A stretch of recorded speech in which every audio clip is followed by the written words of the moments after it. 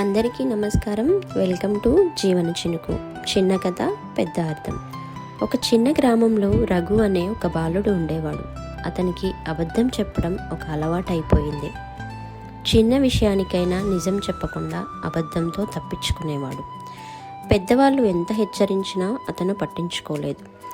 ఒకరోజు రఘుకి నిజంగా ప్రమాదం జరిగింది. అప్పుడు రఘు గట్టిగా కేకలు వేశాడు, సహాయం చేయండి, సహాయం చేయండి అని.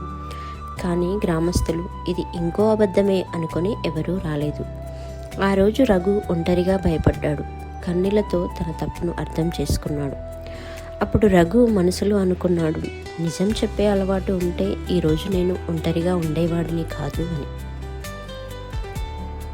దీంట్లో నీతి ఏంటంటే అబద్ధం నమ్మకాన్ని కోల్పోతుంది, నిజం ఎప్పటికైనా రక్షిస్తుంది.